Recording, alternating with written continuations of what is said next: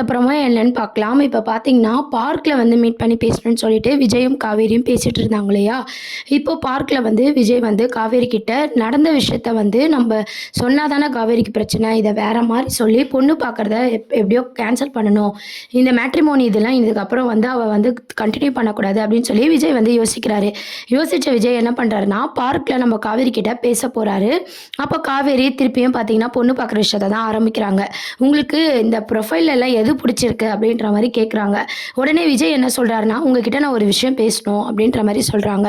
"என்ன விஷயம்?" அப்படின்னு கேட்கும்போது, "நீங்க ஏன் எனக்கு பொண்ணு பார்க்கணும்? எங்க ஃபேமிலி மேல ஏன் இவ்ளோ ஒரு அக்கறை?" அப்படின்னு சொல்லி விஜய் வந்து கேட்குறாங்க.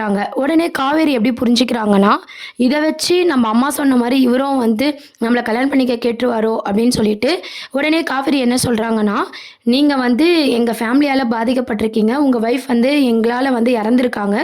அதுக்கு இதுவா தான் நான் வந்து பொண்ணு பார்த்து அம்முக்கு ஒரு அம்மாவ தேடி குடுக்கணும்னு நெனைக்கிறேன். மத்தபடி வேற ஒண்ணுமே இல்ல." அப்படின்னு சொல்லி தெளிவா உங்க பதில வந்து காவேரி வந்து சொல்றாங்க.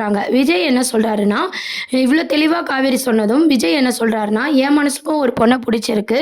நான் அதுக்காக தான் வெயிட் பண்ணிட்டு இருக்கேன். இந்த மேட்ரிமோனி மத்த பொண்ணுலாம் வேண்டாம்." அப்படின்ற மாரி விஜயும் வந்து ஒரு பக்கம் சொல்றாரு.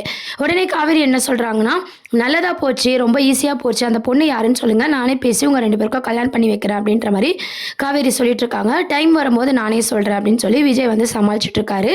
காவேரியும் பார்த்தீங்கன்னா, இந்த மேட்ரிமோனி விஷயம்லாம் வந்து இதுக்கப்புறம் தேவையில்ல. அதான் விஜய் வந்து ஒருத்தர விரும்புறாங்க இல்லையா? அந்த பொண்ணு யாருன்னு கண்டுபிடிச்சு, அவங்களுக்கே கல்யாணம் பண்ணி வைக்கணும் அப்படின்னு சொல்லி யோசிக்கிறாங்க.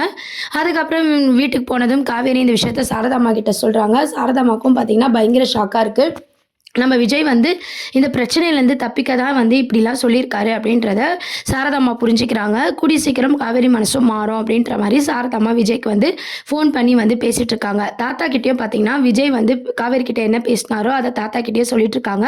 தாத்தா என்ன சொல்றாங்கன்னா, "கூடிய சீக்கிரம் காவேரி உன்னை ஏத்துப்பா விஜய். நீ எதுக்கும் கவலைப்படாத." அப்படின்ற மாரி அவரும் ஒரு பக்கம் சொல்லிட்டு இருக்காங்க. இப்போதைக்கு பார்த்தீங்கன்னா, பொண்ணு பார்க்குற விஷயமும், நம்ம இந்த மேட்ரிமோனி விஷயம் இதெல்லாம் வந்து கொஞ்சம் க்ளோஸ் பண்ணணும் காவேரி அப்படின்றதுக்காக விஜய் வந்து அத வந்து சமாளிக்கிற மாரியான ஒரு பதில தான் அப்கமிங் ப்ரோமோவா கொண்டு வராங்க. இதுதான் வந்து பார்க்ல அவங்க மீட் பண்ணி பேசக்கூடிய ஒரு ப்ரோமோவா இருக்கு.